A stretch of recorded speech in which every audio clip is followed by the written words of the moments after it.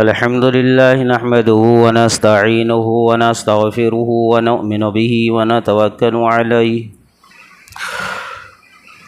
ونعوذ بالله من شرور أنفسنا ومن سيئات أعمالنا ونعوذ بالله من شرور أنفسنا ومن سيئات أعمالنا ونعوذ بالله من شرور أنفسنا ومن سيئات أعمالنا وقال سبحانه وتعالى إن الله وملائكته يصلون على النبي يا أيها الذين آمنوا صلوا عليه وسلموا تسليما اللهم صل على محمد وعلى آل محمد كما صليت على إبراهيم وعلى آل إبراهيم إنك حميد مجيد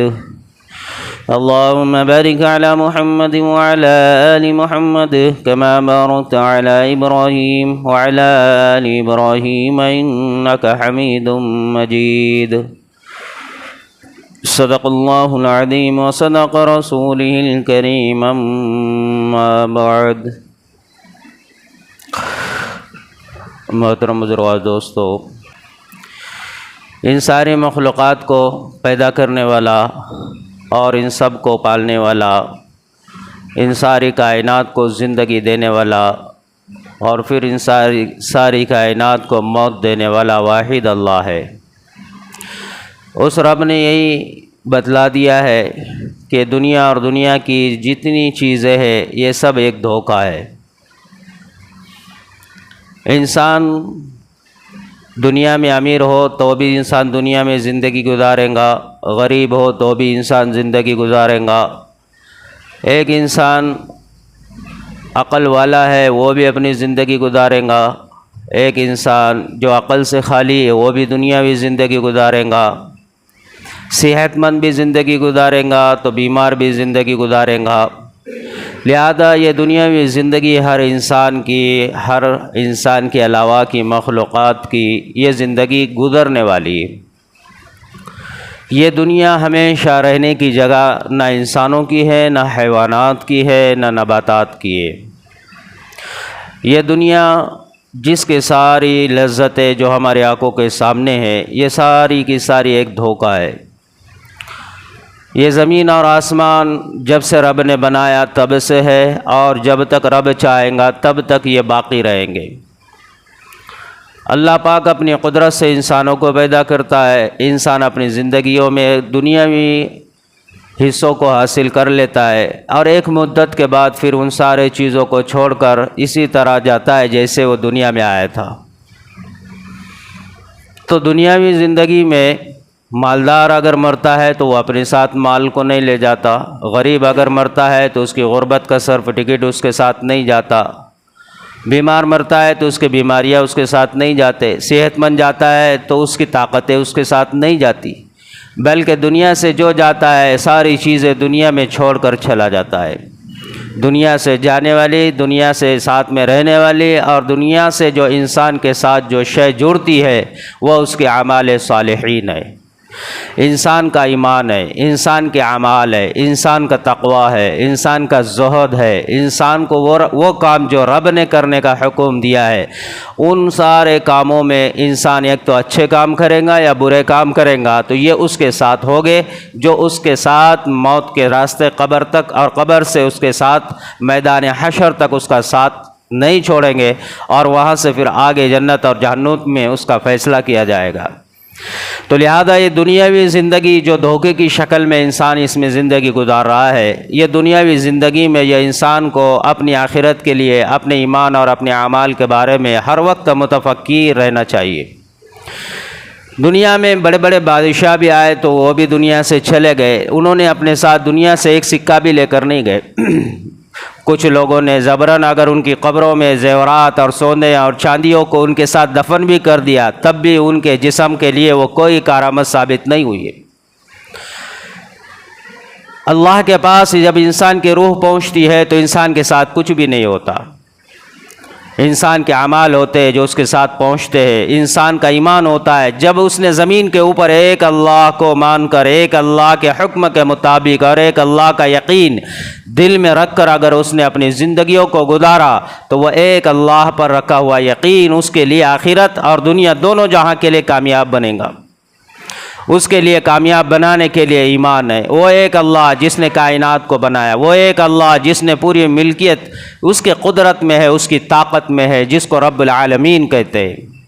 اس نے انسان کو بنا کر، حیوانات کو بنا کر، جنات کو بنا کر، نباتات کو بنا کر، مخلوق کو بنا کر، کائنات کو بنا کر یہ بتلا دیا کہ دیکھو میری طاقت۔ زمین کو بنا کر بتلا دیا کہ دیکھو میری طاقت۔ آسمان کو بنا کر اللہ یہ کہتا ہے کہ دیکھو میری طاقت۔ سورج اور چاند کو بنا کر اللہ کہتا ہے کہ دیکھو میری طاقت، میری قوت، کہ تمہارا رب کتنا طاقتور ہے۔ وہ رب کہتا ہے کہ جس انسان کو ہم نے بنایا وہ انسان کچھ بھی نہیں تھا، تب بھی ہم نے اس کا وجود بنایا۔ اس انسان کو ہم نے پیدا کیا، اس انسان کو ہم نے پالا، اس انسان کو ہم نے پھر موت دی۔ اللہ کہتا ہے کہ یہی وہ انسان ہے جس سے ہم حساب لیں گے۔ اس کی طاقت، اس کی قوت، اس کی قدرت، جس کو پیدا کرے بغیر نمونے کے اور بغیر کوئی اجزاء کے، بغیر کوئی شکل اور صورت کے، وہ اس کو شکل اور صورت دے کر خوبصورت انسان بنائے،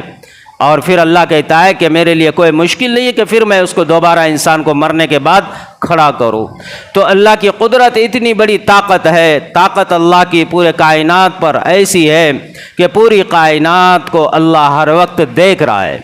انسان کو بھی دیکھ رہا ہے، چاہے وہ کہیں پر بھی ہو، انسان چاہے اکیلے میں ہو، چاہے وہ انسان لوگوں کے ساتھ ہو، چاہے وہ روشنی میں ہو، چاہے وہ اجالے میں ہو، چاہے وہ زمین کے اوپر ہو، چاہے وہ زمین کے نیچے ہو، چاہے وہ ہواؤں میں ہو، چاہے وہ فضاؤں میں، کہیں پر بھی انسان ہو، اللہ کہتا ہے کہ میں ہر وقت انسان کو دیکھتا ہوں، ہر وقت انسان کی سنتا ہوں، ہر وقت انسان پر اللہ کی طاقت ہے، اللہ کی نگاہ ہے، اور ہر وقت اللہ انسان کو پال رہا ہے، اللہ انسان کو روزی پہنچا رہا ہے۔ تو وہ قدرتور، وہ طاقتور رب کہتا ہے کہ تم مجھ پر ایمان لے آؤ، تم مجھے رب مانو، تم میری عبادت کرو، تم میری بندگی بجا لاؤ۔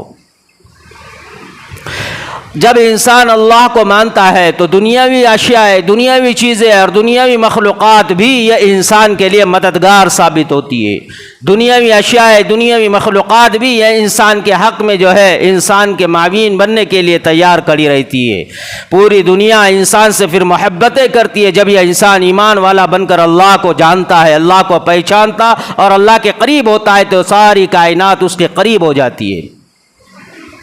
ورنہ جب انسان سے ایمان نکل جائے، عمل انسان کے چھوٹ جائے اور انسان اللہ سے دور ہو جائے تو پوری کائنات انسان سے دور ہو جاتی ہے۔ پھر انسان کی مخلوقات سے تو دور، انسان کے اپنے جسم سے اس کے لیے وفا کا کوئی ثبوت نہیں ہے، وفا کا کوئی اس کے لیے، پھر اس کا اپنا خاندانی کیوں نہ ہو، کوئی بھی اس کے ساتھ کھڑا وفادار بن کر کھڑا نہیں ہوگا، کیونکہ انسان نے رب کو چھوڑ دیا۔ اس ایک رب کو ماننے کے لیے اللہ رب العالمین نے قرآن میں بار بار بتلا دیا کہ تم اس ایک رب پر ایمان لے آؤ، ایک اللہ کو مانو، اس ایک اللہ کی عبادت کرو، اس ایک اللہ کے ڈر کے ساتھ جیو، اس ایک اللہ سے محبتیں کرو، اس ایک اللہ کو ہر وقت اپنے سامنے رکھو، ہر قدم پر اس رب کا خوف دلوں کے اندر رکھ کر جیو، کیونکہ مر کر اسی رب کے سامنے جانا ہے۔ دنیا چھوٹ جائیں گی، چاہے دنیا کتنی کیوں نہ انسان نے حاصل کی ہو۔ بڑے بڑے بادشاہ گزر گئے، ہارون رشید اتنا بڑا بادشاہ، وقت کا اتنا بڑا بادشاہ اور نیک بادشاہ، متقی بادشاہ، تقوی والا بادشاہ، اور وہ جب نصیحت کی باتیں سنتا، علماء اکرام جب اس سے بات کرتے تو بلک بلک کر روتا، علماء کا قدرداں اور اپنے رعایا کے ساتھ بھی بہت اچھا، اس کی حکومت، اس کی سلطنت اتنی زیادہ۔ ایک دن وہ بادل جو اس کے سلطنت جو بغداد میں تھی، دارالسلطنت پر جب بادل کا ٹکڑا آیا اور وہ بغیر بر سے آگے گزرنے لگ گیا تو اس بادل سے مخاطب ہو کر وہ بادشاہ یہ کہنے لگ گیا کہ اے بادل، ٹھیک ہے تو چلا جا، یہاں نہ برسے تو کہیں اور برس، جہاں تجھ کو برسنا ہے، تیرا دل جہاں چاہے تو وہاں جا کر برس، تیرا اخراج جو ہے وہ مشتکی آنے والا ہے، یعنی تو کہیں بھی برسے گا تو میری سلطنت ہے، اس کا نکلتا ہوا پانی تیرا مشتکی پہنچنے والا ہے۔ اس کی بادشاہت، اس کی سرحد میں سورج غروب نہیں ہوتا تھا، اتنا بڑا بادشاہ، اتنا بڑا وقت کا بادشاہ، لیکن جب موت آئی تو رونے لگ گیا، بلک بلک کر رونے لگ گیا۔ ما اغنى عنی مالیہ ہلک عنی سلطانیہ کہنے لگ گیا، مال بھی کچھ کام نہیں، میری یہ اتنی بڑی سلطنت بھی میرے کچھ کام نہیں آئی، پوری سلطنت ایسی چھوڑ کر چلا گیا۔ اس کے دو بیٹے، ایک مامون رشید اور دوسرا محمد امین رشید، یہ دو بیٹے اس کے بعد یہ دو بیٹوں میں آپس میں لڑائی ہو گئی، محمد امین یہ اس کی موت ہو گئی، مامون رشید جو اس کا دوسرا بیٹا اس کے ہاتھ میں سلطنت آئی، لیکن دھیرے دھیرے وہ بھی کمزور گر گیا، یہاں تک کہ اس بادشاہ کی کمزوری نے اتنا اثر پکڑ لیا کہ اس کا تختہ ہی پلٹ گیا اور خلافت عباسیہ ایک وقت کے بعد اس کا نام و نشان مٹ گیا۔ یہ وہ حکومت تھی جو ہارون رشید کیا کرتا تھا، پوری کائنات چھوڑ کے چلا گیا، نہ بعد والوں کے کچھ کام آئی، خلافت عباسیہ ختم ہو گئی۔ اسی کو قرآن کہتا ہے انما الحیات الدنیا لہو و لعب، یہ دنیا تو ایک کھیل تماشا ہے، یہ لہو و لعب ہے، تھوڑی سی اور مختصر سی زندگی ہے۔ یہاں بڑے بڑے بادشاہ بھی آئے تو خالی ہاتھ دنیا سے چلے گئے، یہاں پر بڑے بڑے خزان دار بھی آئے، خزانوں کو جمع کرنے والے بھی بغیر ہاتھ کے جو ہے کوئی سکہ لے کر وہ دنیا سے رخصت ہو گئے، وہ بادشاہ بھی چلے گئے، اس کے وزیر بھی چلے گئے، وہ حکیم بھی چلے گئے، وہ مالدار بھی چلے گئے، وہ زمیندار بھی چلے گئے، وقت کے کتب اور ابدال بھی چلے گئے۔ اس لیے فرمایا کہ انسان کو چاہیے کہ وہ اپنے ایمان کی حفاظت کرے، اپنے اعمال کی حفاظت کرے، اپنے آپ کو رب سے جوڑے، اس رب سے جس نے زمین اور آسمان کو بنایا۔ اور یہی پیغام حضرت ابراہیم علیہ نبینا علیہ الصلوۃ والسلام نے بھی پورے کائنات انسان کو دیا اور اپنی مخلوق اپنی قوم کو بھی دیا۔ جو قوم زمین کے اوپر رب کو چھوڑ کر اپنی زندگیاں گزارتی تھی اور بت پرستی کے اندر انہوں نے اپنے آپ کو پاش پاش آگے قدم قدم پر آگے بڑھایا ہوا تھا۔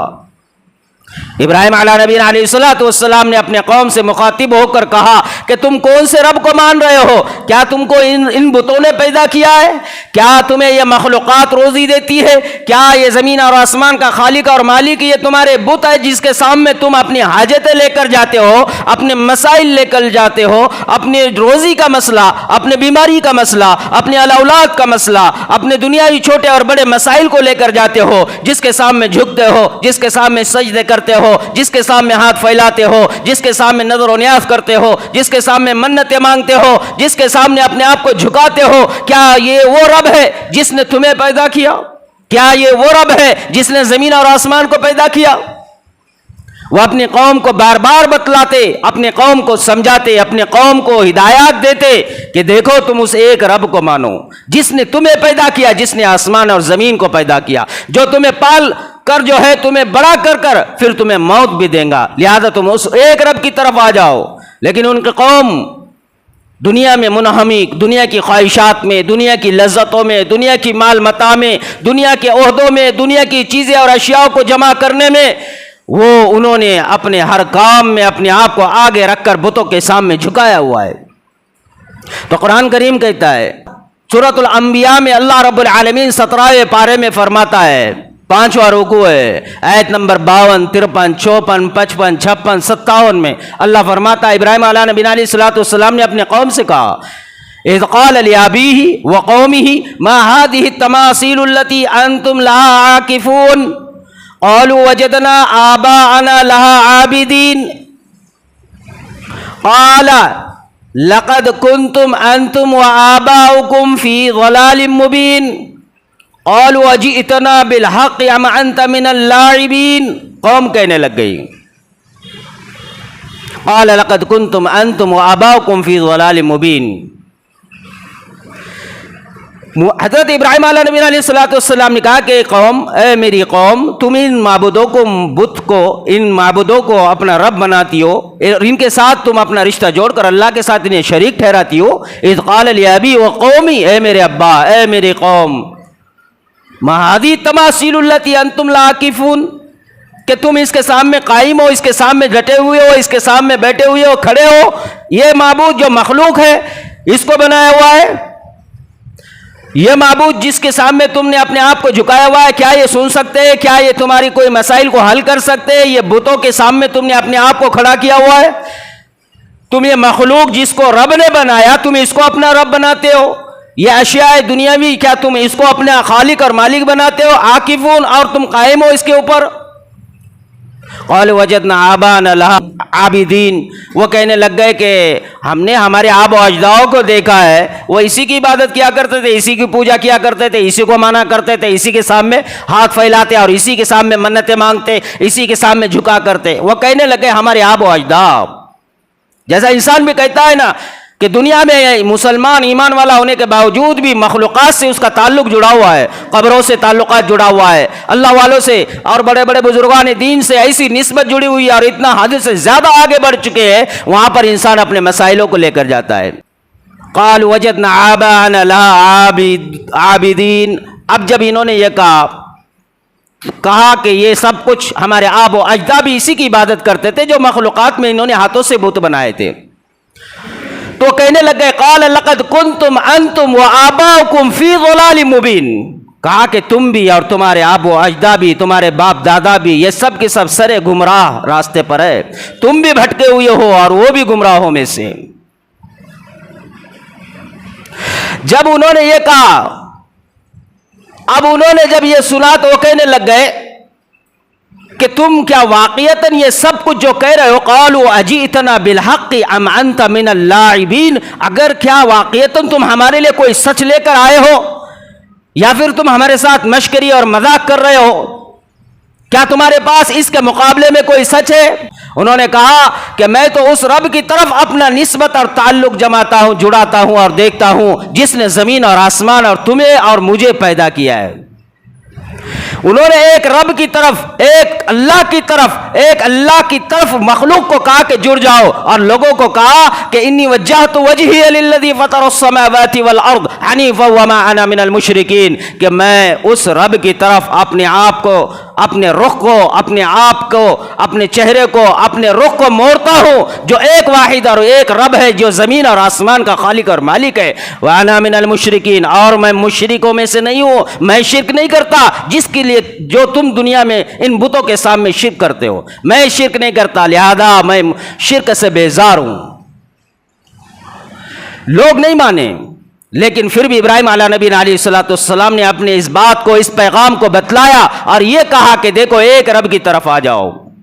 ایک رب کی طرف آ جاؤ، ایک رب کو مانو، ایک رب کی عبادت کرو، ایک رب کو خالق اور مالک مانو اور ایک رب کے ساتھ اپنا تعلق دنیا میں جوڑو۔ اگر تم نے اس کے ساتھ تعلق کو جوڑا، اس کے ساتھ تم نے اپنی نسبت کو جوڑا، اس کے ساتھ تم نے اپنے آپ کو جوڑا، تو وہ رب ہی ہے جو تمہیں دنیا کے مسائلوں سے نکالے گا اور دنیاوی زندگی بھی سنوار دے گا۔ بہرحال موت تو آنی ہے، فرمایا کہ موت پر بھی تمہاری زندگی کو اللہ سنوار دے گا۔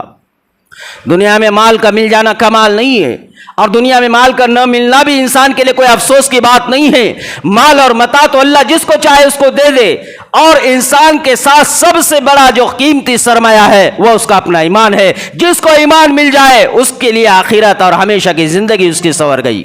جس کو ایمان مل جائے اس کے لیے پوری کائنات سے بڑھ کر، پوری کائنات کی سلطنت اور حکومت ملنے سے بڑھ کر اللہ کی طرف سے وہ اس کے لیے اعزاز ہے، انعام ہے کہ اس کو ایمان مل گیا۔ اور صرف ایمان کا ملنا بھی اس کے لیے کافی نہیں ہے، بلکہ ایمان کے بعد عمل کی بھی اسے توفیق کا مل جانا اس کے لیے نہایت ہی مجرب ہے۔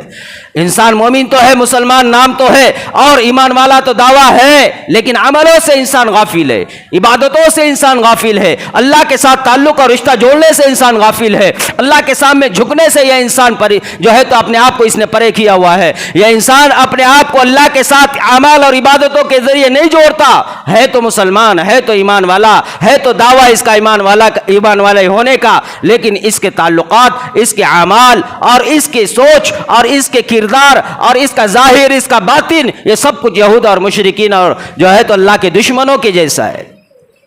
انسان نے شیطان کو اپنے تابع بنا کر انسان شیطان کے پیچھے چل رہا ہے، لیکن جب موت آئے گی تو انسان کے اعمال کا حساب ہوگا۔ انسان دنیا سے رخصت ہوگا تو کیا چھوڑ کر آیا یہ نہیں پوچھا جائے گا، کیا لے کر آیا، ایمان لایا یا بغیر ایمان کے آیا، یہ اس کے حق میں سوال کیا جائے گا۔ انسان دنیاوی اعتبار سے دنیا میں چاہے جتنی بھی زندگی جی لے، لیکن آخر کار اللہ اس کے دنیا کے ایک ایک لمحے کا حساب لینا یہ طے ہے، اور اللہ نے فرمایا ہے کہ اس کا آخرت میں حساب ہوگا۔ تو کیسے حساب ہوگا؟ چھوٹی سے چھوٹی اس کی دنیا میں ملی ہوئی اشیاء جو اللہ نے اسے نوازا تھا، نعمتیں جو اللہ نے اس کو عطا کی ہوئی تھی، ہر ایک ایک نعمت کا اللہ اس سے حساب لے گا۔ تو دنیاوی اعتبار سے انسان اللہ کے ساتھ میں تعلق جوڑتا ہے تو آسمان کے فرشتے اس سے محبت کرتے ہیں، مخلوقات اس سے محبت کرتی ہے، زمینی اشیاء اس سے محبت کرتی ہے، پوری کل کائنات کی مخلوقات یہ انسان سے محبت کرتی ہے کہ یہ انسان ایمان والا ہے، اس نے کلمہ پڑھا ہے، یہ انسان ایمان والا ہے، اس نے اللہ کو پہچانا ہے، یہ انسان ایمان والا ہے جو اللہ کے سامنے جھکتا ہے، یہ انسان ایمان والا ہے جس نے ایک رب اور محمد رسول اللہ پر ایمان لایا ہے۔ اور یہی انسان کے لیے پھر فرمایا ہے کہ ایسے انسان پر آسمانی آنے والے عذابات کو بھی اللہ روک دیتا ہے جو ایمان والے ہوتے ہیں۔ مولانا اشرف علی تھانوی رحمۃ اللہ علیہ لکھتے ہیں کہ افلاطون ایک بہت سمجھدار اور حکمت والا بہت دانا انسان گزرا ہے دنیا میں، وہ حضرت موسیٰ علیہ نبی علیہ الصلوۃ والسلام کے دور میں گزرا ہے، اور وہ ایسا انسان تھا، ایسا فلسفی تھا، ایسے حکمتیں اس کی حکمتوں سے بھری ہوئی باتیں ہوا کرتی تھی کہ وہ افلاطون اس کی باتیں آج بھی دنیا میں معتبر اور مستند مانی جاتی ہے، لیکن وہ ایک اللہ کو مانتا تھا، لیکن وہ بھیجے ہوئے نبیوں کو نہیں مانتا تھا، وہ نبیوں پر ایمان نہیں لاتا تھا، اس کا یقین، اس کا تعلق نبیوں پر نہیں تھا، وہ نبیوں کا انکار کرتا تھا اور اپنے آپ کو عقل مند اور حکمت والا سمجھتا تھا۔ حضرت موسیٰ علیہ نبی علیہ الصلوۃ والسلام کے دور میں آیا، لیکن وہ ایسا بادشاہ، وہ ایسا حکمتوں سے بھرا ہوا تھا کہ وہ بستی میں اور لوگوں کے ساتھ نہیں رہا کرتا تھا، بستی سے باہر جنگلوں میں جھوپڑی بنا کر اس نے اپنا گزارا کر لیا تھا، لوگوں سے ملتا اور جلتا نہیں تھا، لوگوں سے تعلقات نسبت نہیں تھی، لوگوں کو اگر اس سے ملنا ہوتا تھا تو پہلے اس سے جو ہے اجازت لینا ہوتا تھا، اور وہ جب کہے تب جا کر اس سے ملاقات کرنی ہوتی تھی، اس کے بغیر وہ لوگوں سے نہیں ملتا۔ ایک روز حضرت موسیٰ علیہ نبی علیہ الصلوۃ والسلام سے اس کی ملاقات ہوئی، موسیٰ علیہ نبی علیہ الصلوۃ والسلام نے اس سے کہا کہ تو مجھ کو اللہ کا رسول مان، اللہ کا نبی مان، میں اللہ کا نبی ہوں۔ تو کہنے لگ گیا کیا تم اللہ کے نبی ہو؟ تو کہا ہاں میں اللہ کا نبی ہوں۔ کہا اچھا میرے ایک سوال ہے، پھر کہا مجھے یہ بتاؤ، اللہ جب آسمان سے انسانوں پر، زمینی بندوں پر اگر تیر کو پھینکے، انسان پر اگر اللہ تیروں کی بارش کر دے، اور اللہ کے تیر یہ ہے کہ انسان کے لیے پریشانیاں، مصیبتیں، بیماریاں، بلائیں اور حادثات اگر یہ اللہ آسمان سے انسانوں کی طرف پھینک دے تو انسان کو اس وقت میں کیا کرنا چاہیے؟ تو موسیٰ علیہ نبی علیہ الصلوۃ والسلام نے پھر فوراً اسی وقت جواب دیا، کہا کہ پھر تیر پھینکنے والے کے بغل میں جا کر بیٹھ جائے۔ جب یہ جواب اس نے سنا تو اس نے کہا کہ یقیناً اتنا جوش میں اور ہوش کھو بیٹھا، چیخنے لگ گیا اور اچھلنے لگ گیا خوشی سے، اور کہا کہ یقیناً یہ جواب صرف اور صرف اس پورے دنیا میں دے سکتا تھا تو اللہ کا رسول ہی دے سکتا تھا، لہذا تم اللہ کے رسول ہو، تم نے یہ جواب دیا اور فوراً جواب دیا، لہذا مجھے پتا ہے کہ یہ جواب اللہ کے رسول کے علاوہ کوئی نہیں دے سکتا۔ تو کتنی بڑی بات بتلائی حضرت موسیٰ علیہ نبی علیہ الصلوۃ والسلام نے، اور حضرت موسیٰ علیہ نبی علیہ الصلوۃ والسلام نے کہا کہ اللہ کے تیر، اللہ کی طرف سے آنے والے حادثات، پریشانیاں اور مصیبتیں جب آسمان سے زمین کی طرف آئے، اور جب یہ انسان اگر اس سے بچنا چاہے تو اس کا ایک ہی راستہ ہے کہ وہ تیر مارنے والے کے بغل میں بیٹھ جائے۔ تیر مارنے والا سامنے لوگوں پر مار سکتا ہے، آگے پیچھے مارے گا، لیکن اپنے بغل میں تیر مارنا اس کے لیے مشکل ہے، فرمایا تیر نہیں مار سکتا۔ فرمایا اس سے مراد انہوں نے یہ لیا تھا کہ انسان اگر دنیاوی حادثات، پریشانیاں، مصیبتیں، بیماریاں اور انسان دنیاوی جکڑ اور دنیاوی آزمائشیں، دنیاوی حادثات اور دنیاوی بلاؤں سے بچنا چاہتا ہے تو فرمایا کہ اس کو چاہیے کہ وہ اللہ کے قریب ہو جائے۔ جب انسان یہ اللہ کے قریب ہو جاتا ہے، جب یہ انسان اللہ کے قریب ہو جاتا ہے تو پھر یہ انسان اللہ کا بن جاتا ہے، اور اللہ کی طرف سے آنے والے حالات یہ انسان کے اوپر نہیں ہوتے۔ فرمایا تیر تو ان کو لگتا ہے جو دور ہوتا ہے، تیر تو اس پر چلتا ہے جو دور ہوتا ہے۔ فرمایا کہ دور وہ ہوتا ہے، تو فرمایا کہ جو بندہ اللہ سے دور ہے، اللہ کے ایمان پر، اللہ کے اوپر ایمان لانے سے دور ہے، اپنے اعمال سے دور ہے، اپنے دنیاوی اعتبار سے نسبت اور تعلقات کو جوڑ کر آگے ہے، اور ایمان اور اعمال سے انسان دور ہے، اللہ سے دور ہے، شریعت سے دور ہے، اسلام سے دور ہے، محمد رسول اللہ سے دور ہے، قرآن سے دور ہے، سنتوں سے دور ہے، تو ایسے بندے پر فرمایا کہ پھر یہ جو تیر اللہ کی طرف سے آتے ہیں وہ لگ جاتے ہیں۔ اور تیر سے بچنے کا فرمایا کہ مسئلہ تیر سے بچنے کا حل فرمایا کہ وہ اللہ کے قریب ہو جائے. تو یہ سارے آنے والے آسمانی حالات زمینی حالات مشرق اور مغرب اور شمال اور جنوب سے آنے والے حالات, ان سارے حالاتوں میں اللہ حفاظت کرے گا اس بندے کی جس کا تعلق اللہ سے جڑ جائے, جو اللہ کے قریب ہو جائے, جو اللہ سے رشتہ جوڑے, جس نے اللہ کو اپنا معبود بنایا اور جس نے اللہ کے ساتھ اپنے آپ کو جوڑے رکھا. ایسے بندے کے ساتھ اللہ کا تعلق جڑ جاتا ہے اور ایسے بندے پر آنے والی وبائیں حالات اور پریشانیاں فرمایا کہ یہ انسان اس سے محفوظ ہو جاتا ہے, اللہ اس کی حفاظت کر دیتا ہے. تو دنیائی اعتبار سے قرآن کریم انسان کو جگہ جگہ یہ بتلاتا ہے کہ تم ایک رب کے ہو کر اپنی زندگی گزارو, تم ایک رب کو اپنا رب مانو, وہ رب جس نے زمین اور آسمان کو بنایا, وہ رب جس نے کائنات کو, پورے کل کائنات اور مخلوقات کو اپنی قدرت اور اپنی طاقت سے پیدا کیا, وہ رب جس نے انسان کے لیے جینے کے لیے زندگی اور اس کے لیے سرمایہ پیدا کیا, اس کے لیے سونے کے لیے رات اور رات کا اندھیرا اس کے اوپر لا لیا, اور جس کے دنیاوی زندگی میں عیش و آرام کے لیے دنیاوی نعمتوں کو اس کے لیے زمین سے نکالا, جس کے لیے دنیا میں اللہ فرماتا ہے کامیاب ہونے کے لیے اللہ نے دنیا میں اس کے لیے عہدوں کو مقرر کیا. دنیا میں اللہ رب العالمین نے اس کے اہل و عیال اور رشتہ داروں سے اس کی نسبت کو جوڑا, اس کے دل کو خوش کرنے کے لیے اللہ نے اس کے ذریعے نسلوں کو آگے بڑھانے کی ترتیب بنائی. اللہ نے اس کے لیے آسمان پر جو ہے تو اس کے لیے پانی اور آسمان سے اس کے لیے روزی کا انتظام کیا. اللہ نے اس کے لیے چاند اور سورج کا نظام پیدا کیا. اللہ نے جس کے لیے زمین سے غلوں کو نکال کر اس کے پیٹ کے لیے, اس کے دل و دماغ کے لیے, اس کی حلق اور زبان کے لیے لذت کا سامان طے کر دیا. اللہ کہتا ہے کہ وہ رب اللہ ہے جس نے تم کو یہ سب کچھ بن مانگے عطا کیا ہے. تمہارا نسبت, تمہاری تعلق, تمہارا اعمال کے ذریعے, ایمان کے ذریعے اس سے رشتہ کا جڑنا تمہارے لیے خیر ہے, تمہارے لیے کامیابی ہے اور تمہارے لیے آخرت کے لیے نجات ہے. ہم نے محمد رسول اللہ کی زندگی, محمد رسول اللہ صلی اللہ علیہ وسلم کے لائے ہوئے فرمان کو دیکھ بھی لیا, سن بھی لیا, لیکن اس پر اپنے زندگیوں کو ابھی تک کھڑا نہیں کیا. ہم نے نبی علیہ الصلوۃ والسلام کے طرز کو سمجھ بھی لیا, مان بھی لیا, لیکن عملی اعتبار سے ہم نے نبی علیہ السلام کے طرز پر اپنے آپ کو نہیں چلایا. ورنہ قرآن کی ایک ایک آیت, قرآن کا ایک ایک جملہ, قرآن کا ایک ایک حرف یہ انسان کو دعوت دیتا ہے کہ آؤ تم اس رب کی طرف جس نے تمہیں پیدا کیا ہے, تم اس رب کا یقین دل میں بٹھاؤ جس نے تمہیں پیدا کر کر تمہیں موت دینے کا وعدہ کیا ہے, جو موت کے بعد حساب لینے کا وعدہ کیا ہے. قرآن کہتا ہے, نبی علیہ السلام کی شریعت یہی کہتی ہے کہ تم اللہ کے وفادار بن کر جیو. مخلوق, یہ ساری کی ساری مخلوقات, فرمایا کہ یہ دنیا زمین آسمان جب سے بنی ہے اللہ کہتا ہے قیامت تک باقی رہے گی, یہ کسی کے ساتھ نہیں جڑیں گی.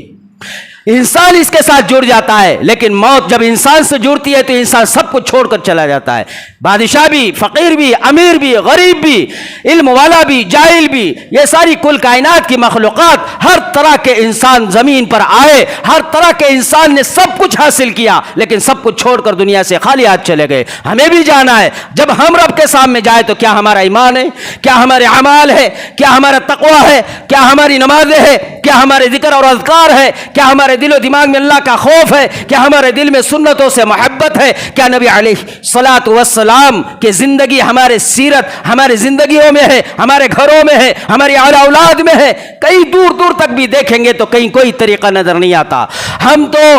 ماحولی اعتبار سے مسلمان ہے, رمضانی اعتبار سے مسلمان ہے, جمعہ کے اعتبار سے مسلمان ہے. ہم نے تو صرف مسجد میں آلیا تو دین سے اپنے آپ کو جوڑنے کی دعوے کیے, اپنے آپ کو تھوڑے سے دیر کے لیے اپنے آپ کو ہم نے ماحول میں رہتے ہوئے اپنے آپ کو ایمان والا ہونے کا ثبوت دے دیا. ورنہ مسجد سے نکل جائے, رمضان گزر جائے, وقت نکل جائے, اس کے بعد ہمارا حال جو ہے وہ حقیقت کیا ہے وہ باہر نظر آتا ہے, روڈ پہ نظر آتا ہے, گھر میں نظر آتا ہے, کاروبار میں نظر آتا ہے, رشتہ داروں میں نظر آتا ہے, دوستوں میں نظر آتا ہے, تجارت میں نظر آتا ہے.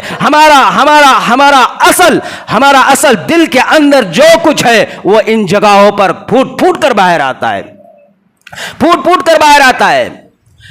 ہم دور دور تک مسلمان نظر نہیں آتے. وہ انسان جو دن رات باہر جس کے اوپر ظلم کر رہا ہے, وہ روتا ہوا شکایت کرنے رب کے سامنے مسجد میں جب آیا تو کیا دیکھتا ہے, جس نے اس پر ظلم کیا تھا وہ پہلی صف میں مسجد میں کھڑا ہوا ہے, مسجد کے پہلی صف میں کھڑا ہوا ہے. وہ کہنے لگ گیا کہ میں تو اس کی شکایت کرنے آیا تھا کہ وہ اتنا ظالم ہے, تجارت اس کی ایسی, کاروبار اس کا ایسا, اس کا رویہ ہمارے ساتھ ایسا. جب میں رب کے سامنے ہاتھ پھیلانے مسجد میں آیا تو دیکھتا کیا ہوں، ویلی صف میں کھڑا ہوا ہے. یعنی مسجد میں آ کر تو ہم بہت اپنے آپ کو عبادت گزار ثابت کرنے میں لگے ہوئے ہیں، لیکن جب باہر نکل جائے تو دور دور تک ہمارے اندر کوئی ایمان نہیں، کوئی عمل نہیں، کوئی اللہ کا خوف نہیں. باہر نکلنے کے بعد پھر وہی بغیر ایمان والوں کی طرح ہمارا طرز عمل، طرز زندگی، طرز رویہ، ہمارے اخلاق وہی. ورنہ قرآن اور دین اور اسلام یہ تو پیغام لے کر آیا تھا اخلاق کو سنوارنے، یہ تو دین آیا ہی تھا انسان کے زندگیوں کو اشرف المخلوقات بنانے، انسان کو آخرت کے لیے بنانے، انسان کے رویوں کو بدلنے، انسان کی عادتوں کو بدلنے، انسان کی سوچ کو بدلنے، انسان کے عبادت کے طریقوں کو بدلنے، انسان کے دلوں کو مخلوق سے تولنے کے لیے یہ شریعت اور یہ اسلام آیا ہوا ہے. پھر بھی اگر ہم نے اس شریعت کو ماننے کے باوجود اپنی عادتوں کو، اپنی جو ہے تو معاملات کو، اپنی معاشرت کو، اپنی بول کو، اپنی عبادت کے طریقوں کو اگر ہم نے شریعت کے اعتبار سے نہیں کیا تو پھر یہ ہم اپنے آپ کو دھوکہ دے رہے ہیں. اللہ کہتا ہے کہ جہاں تم ہو وہاں میں ہوں، جہاں تم ہو وہاں میں ہوں، جہاں تم ایک ہو میں وہاں دوسرا ہوں، جہاں تم دو ہو وہاں میں تیسرا ہوں، جہاں تم تین ہو وہاں میں چوتھا ہوں، جہاں تم چار ہو وہاں میں پانچواں ہوں، جہاں تم پانچ ہو وہاں میں چھٹا ہوں. اللہ کہتا ہے کہ میں ہر حال میں ہوں، ہر حال میں، ہر آن میں اور ہر جگہ میں تمہارے ساتھ جڑا ہوا ہوں. وَنَحْنُ أَقْرَبُ إِلَيْهِ مِنْ حَبْلِ الْوَرِيدِ إِنَّ رَبَّكَ لَبِالْمِرْصَادِ. یہ رب کہہ رہا ہے، یہ قرآن کہہ رہا ہے. تو کیا ہمیں ڈرنا نہیں چاہیے اس رب سے؟ ہمیں کیا اس رب کے سامنے پہنچنے کا کوئی خوف نہیں؟ ہمیں دنیا کے انسانوں کا خوف آ گیا، دنیا میں مخلوقات اور اسباب کا دلوں میں خوف آ گیا، یہاں تک کہ 10 روپے کی نوٹ کا گم ہونے کا دل میں خوف آ گیا. لیکن اس رب کا جس نے کائنات کو بنا کر انسان کو اشرف المخلوقات بنایا، خوبصورت بنایا، اس کا نظام کیسے کیسے اللہ نے چلا کر اس کو کیسے کھڑا کیا، اور اللہ پھر اس کو کیسے پال رہا ہے، اس کے لیے کتنی مخلوقات کو اس کے اکرام اور خدمت میں لگایا ہوا ہے. یہ انسان اس رب سے نہیں ڈر رہا ہے. نبی علیہ الصلوۃ والسلام کے دور میں حضرت اقسم بن صیفی رضی اللہ تعالیٰ عنہ، یہ صحابی ہے،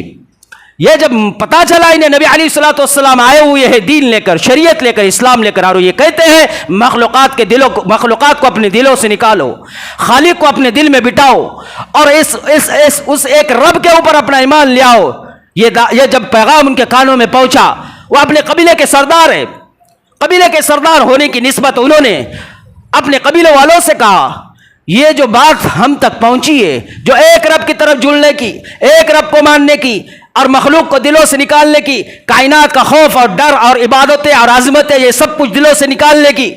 یہ بات جو ہم تک پہنچی ہے کہاں تک صحیح ہے، کہاں تک سچ ہے، میں اس کی تحقیقات کرنا چاہتا ہوں. لہذا میں مکہ جانا چاہتا ہوں اور مکہ جا کر میں دیکھنا چاہتا ہوں کہ یہ جو پیغام لے کر آنے والا شخص کیا کہہ رہا ہے. تو قبیلے کے لوگوں نے کہا کہ حضرت آپ بالکل آگے نہ جائے، آپ آگے نہ بڑھے، اگر آپ آگے چلے گئے کیا پتا کہ آپ کے ساتھ کوئی بےہودگی ہو جائے، آپ کے شان میں کوئی گستاخی ہو جائے، آپ کی عزت کے ساتھ کوئی جو ہے تو کھلواڑ ہو جائے، تو آپ کی عزت قبیلے کی عزت، آپ کی شان ہمارے قبیلے کی شان، لہذا آپ آگے نہ جائے. آپ کے جانے پر اگر کوئی آپ کو تکلیف ہو گئی تو قبیلے کی رسوائی ہو جائے گی، پتہ نہیں وہ کیا کرے گے اور وہ کیا پیغام ہے. تو کہا کیا کرنا چاہیے؟ کہا کہ اس قبیلے سے کوئی 2 انسان عقل مند اور سمجھدار اور ہنار اور علم والے چن کر منتخب کر ان کی طرف بھیج دو. تو نبی علیہ الصلوۃ والسلام کی طرف حضرت اقسم بن صیفی رضی اللہ تعالیٰ عنہ نے کہا کہ یہ ٹھیک ہے. 2 عقل مند اور ہنار اور سمجھدار انسانوں کو چنا اور کہا کہ تم جاؤ اور جا کر ان سے 2 سوال کرو. 2 سوال کرو. تو ان لوگوں نے کہا کہ حضرت سردار بتائیے کون سے سوال کرے؟ کہا کہ ان سے جا کر پہلا سوال کرو کہ ما انتا، اور دوسرا سوال کرو کہ من انتا. تو انہوں نے کہا کہ ٹھیک ہے. جب یہ اپنے گھر سے اپنے قبیلے سے نکلے، نبی علیہ الصلوۃ والسلام کے پاس پہنچے پوچھتے ہوئے، تو کیا دیکھتے ہیں؟ نبی علیہ الصلوۃ والسلام بیٹھے ہوئے، چہرہ منور، چہرہ خوبصورت، نور جھلک رہا ہے، صحابہ ادب اور تعظیم کے ساتھ ان کے سامنے بیٹھے ہوئے، ہر طرف صحابہ ان کی خدمت میں، ان کی وقار اور ان کی جلال کو دیکھ کر صحابہ رضی اللہ تعالیٰ عنہ سہمے ہوئے. پورے کے پورے صحابہ عظمت کے ساتھ نبی علیہ السلام کے ساتھ جڑے ہوئے. یہ آئے اور انہوں نے آگے جا کر کہا کہ ہمیں محمد رسول اللہ جو نبی ہے، جو دعویٰ ہے، ہمیں ان سے ملنا ہے، ہم فلاں قبیلے سے آئے ہوئے ہیں اور ہمارے سردار اقسم بن صیفی نے ہمیں بھیجا ہے. کہا کہ ٹھیک ہے آ جاؤ. انہیں لے جایا گیا نبی علیہ السلام کے سامنے. نبی علیہ السلام کے سامنے جیسے بیٹھے تو انہوں نے کہا کہ ہمارے سردار کے 2 سوال ہیں. کہا کہ پوچھئے. ہمارے سردار پوچھتے ہیں کہ من انتا، کہ آپ کون ہیں؟ تو نبی علیہ السلام نے کہا کہ میں محمد بن عبداللہ ہوں. کہا اچھا، اور کہا کہ میں محمد بن عبداللہ ہوں. بس یہی بات کہی. اس کے بعد کہا اچھا ما انتا، کہ آپ کہتے کیا ہو؟ آپ کہتے کیا ہو؟ کہا آپ کون ہیں؟ آپ کہتے کیا ہو؟ تو کہا کہ میں اللہ کا نبی ہوں، اللہ نے مجھے رسول بنا کر بھیجا ہے، اور اللہ کا پیغام ہے کہ ساری مخلوق کو اللہ کہتا ہے کہ میری طرف آؤ. میں اس مخلوق کو، پوری مخلوق کو اس رب کے ساتھ جوڑنے کے لیے آیا ہوں. میں محمد رسول اللہ، اللہ کا بندہ اور اللہ کا رسول ہوں. بس یہ بات کہی انہوں نے. یہ بات کہنے کے بعد کہا کہ اچھا آپ رسول ہیں تو رسول ہونے کی نسبت ہمیں کوئی ایسی بات بتائیے جو ہم اپنے پیغام کو اپنے سردار تک پہنچا سکے، آپ کے پیغام کو. تو اس وقت انہوں نے قرآن کی ایک آیت پڑھی، قرآن کی ایک آیت پڑھی. قرآن کریم میں سورۃ النحل اور آیت نمبر 90 اور رکوع نمبر 19 اور 14ویں پارے میں قرآن کہتا ہے کہ نبی علیہ السلام نے بے ساختہ ان کے سامنے کہا ان اللہ یأمر بالعدل والاحسان وایتاء ذی القربى وینہی عن الفحشاء والمنکر والبغی یعظکم لعلکم تذکرون. جب یہ کلمات، جب یہ آیت سنی تو انہوں نے کہا کہ یہ آیت، یہ کلام، یہ اللہ کا کلام ہے. کہا کہ ہمیں اور سناؤ، اور سنایا، اور سناؤ، اور سنایا. کہا کہ آپ ہمیں اتنی مرتبہ سناؤ تاکہ ہم اس کو یاد کر لیں، اور یاد کر کر ہم اپنے بادشاہ تک، اپنے سردار تک اس کو پہنچائے. نبی علیہ السلام نے اتنی مرتبہ دہرایا کہ انہیں وہ یاد ہو گئی اچھے سے آیت، اور یہ آیت لے کر وہ چلے گئے. جب جانے لگ گئے تو راستے میں کہنے لگ گئے اتنے بڑے انسان، سردار اور قریش اور عرب، ان کا تو یہ ماجرا ہے، اگر کوئی صرف یہ پوچھے من انتا تو وہ تو بڑایا مارتا، میرا خاندان یہ، میرے ماں باپ یہ، میرے آبا و اجداد کے یہ کارنامے، وہ ساری باتوں کو بتاتا تاکہ سامنے والے پر رعب گرے، سامنے والے پر پریشر گرے، سامنے والے پر اپنی امیج بنائے رکھے. اس کے لیے وہ تو پورے اپنے خاندان کے کارناموں کو گناتا. لیکن انہوں نے صرف یہ کہا کہ میں محمد بن عبداللہ ہوں. اور ہم نے کہا کہ ما انتا، آپ کیا کہتے ہو؟ تو انہوں نے صرف یہ کہا کہ میں اللہ کا رسول ہوں، اللہ کا پیغام بندوں تک پہنچاتا ہوں. تو انہوں نے کہا کہ ہمیں اس بات پر لوگوں سے اور معلومات لینی چاہیے. جب لوگوں کے پاس گئے اور کہا کہ یہ محمد رسول اللہ جو اللہ کے نبی ہے، اللہ کے رسول ہے، یہ آخر ہے کون؟ تو انہوں نے کہا تمہیں پتہ نہیں، اس مکہ میں جو سب سے بڑا خاندان ہے، سب سے بڑا شریف خاندان، سب سے بڑا عزت دار خاندان، سب سے زیادہ جو اشرف ہے اخلاق میں، اعمال میں، اور سب سے زیادہ جو رحم دل خاندان ہے، اعلیٰ حسب اور نسب اور بڑے اور سب سے اعلیٰ قبیلے کا یہ محمد رسول اللہ صلی اللہ علیہ وسلم ہے. تو حیران ہو گئے، اتنے بڑے قبیلے کا حسب اور نسب اور اتنا سب کچھ، قبیلہ اتنا اعلیٰ ہونے کے باوجود یہ سب کچھ ہم سے چھپا دیا. یہ جا کر بات انہوں نے اپنے سردار سے کہی، اور سردار کو کہا کہ ہم جس کے پاس پہنچے تھے انہوں نے ہمارے سوال ما انتا پر صرف، من انتا پر صرف یہ کہا کہ میں محمد رسول اللہ ہوں، میں اللہ کا بندہ ہوں، اور ما انتا پر کہا کہ میں اللہ کا رسول ہوں. اور انہوں نے ہمیں قرآن کی آیت بتلائی جو آسمان سے اتری. انہوں نے یہ پڑھ کر یاد کر گئے ہوئے تھے، یہ پڑھ کر بادشاہ کو سنائی ان اللہ یأمر بالعدل والاحسان وایتاء ذی القربى وینہی عن الفحشاء والمنکر. جیسے یہ بادشاہ نے بات کو سنا فوراً کھڑے ہو گیا اور کہا دیکھو دیکھو کتنی اچھی بات بتائی ہے، یہ دین اور یہ مذہب اور یہ اسلام جو آیا ہوا ہے کتنا بہترین ہمیں پیغام دیتا ہے. ان اللہ یأمر بالعدل، اے انسانوں عدل کرو، انصاف کرو، لوگوں کے ساتھ بھلائی کرو، لوگوں کے ساتھ احسان کرو، بالعدل والاحسان، لوگوں کے ساتھ احسان کرو، رشتہ داروں کے ساتھ احسان کرو، پڑوسیوں کے ساتھ احسان کرو، دوستوں کے ساتھ احسان کرو، اہل ویال کے ساتھ احسان کرو، وذی القربى، اور آگے جو ہے رشتہ داروں کے ساتھ جو ہے تو احسان کرو. یہ اسلام، یہ لایا ہوا دین کتنا بہتر ہے. لوگوں کو پہلی بار میں کہتا ہے کہ عدل کرو، انصاف کرو، پھر کہتا ہے کہ احسان کرو، پھر کہتا ہے رشتہ داروں کے حقوق ادا کرو، دوستوں کے حقوق ادا کرو، پڑوسیوں کے حقوق ادا کرو، چاہے وہ کوئی بھی ہو. وایتاء ذی القربى وینہی عن الفحشاء، اور آگے کہتا ہے کہ گناہوں سے بچو، فحش بے حیائی سے بچو، لعن طعن سے بچو، برے کام سے بچو. وینہی عن الفحشاء والمنکر والبغی، اور وہ بغاوت، باغی بن کر رب کے جینے سے بہتر ہے کہ تم عدل و انصاف پر رہو. یعظکم لعلکم تذکرون، کہ قرآن تمہیں نصیحت کرتا ہے اگر تم اس کو مانتے ہو.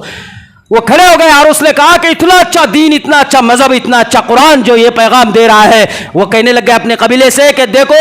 جو سب سے پہلے آگے بڑھے گا وہ پہلوں میں شامل ہوگا ایمان لانے میں. لہذا میں کہتا ہوں کہ قبیلے والوں بعد والوں میں نہ ہونا، پہلے والوں میں ہو جاؤ اور آگے بڑھ کر اسلام قبول کر لو. میں بھی اسلام قبول کرتا ہوں. یہ اپنے پورے قبیلے کو لے کر حضرت اقسم سیفی رضی اللہ تعالی نبی علیہ السلام کے سامنے پہنچ گئے اور سب سے پہلے انہوں نے پھر اسلام کو قبول کیا. ایک قرآن کی آیت پر پورا قبیلہ مسلمان بن گیا. حضرت اقسم سیفی کے کہنے پر سب نے پہل کی، اس لیے کیونکہ پہلے والوں میں ہونا فرمایا کہ افضل ہے، بعد والوں میں ہونا کوئی کمال نہیں ہے. ہم تو کتنے سالوں سے مسلمان ہیں لیکن ابھی بھی ہم نے اعمالوں میں پہل نہیں کی، ابھی بھی ایمان میں آگے بڑھنے کی پہل نہیں کی، ابھی بھی احسان کرنے میں پہل نہیں کی، ابھی بھی حق ادا کرنے میں پہل نہیں کی، ابھی بھی لوگوں کے ساتھ بھلائی کرنے میں، عدل کرنے میں پہل نہیں کی. تو میرے بھائیوں ہمیں چاہیے کہ ہم قرآن پر ایمان لے آئے، نبی پر ایمان لے آئے، اللہ پر ایمان لے آئے اور شریعت کو، سنتوں کو اپنے زندگیوں میں اتارے. انشاءاللہ العزیز اللہ سے امید ہے کہ اللہ پاک پھر ہمارے لیے بھی وہ اجر اور انعام جو طے کیے ہیں اللہ اس کا حقدار بنائے گا. اللہ ہمارے ایمان کو بڑھانے کی محنت کرنے کی ہمیں توفیق عطا فرمائے. اللہ ہمارے اولاد اور نسل اور پورے کائنات انسان کو ایمان پر چلنے اور باقی رہنے کی توفیق عطا فرمائے. وآخر الحمدللہ رب العالمین. استغفر اللہ من کل ذنب واتوب الیہ.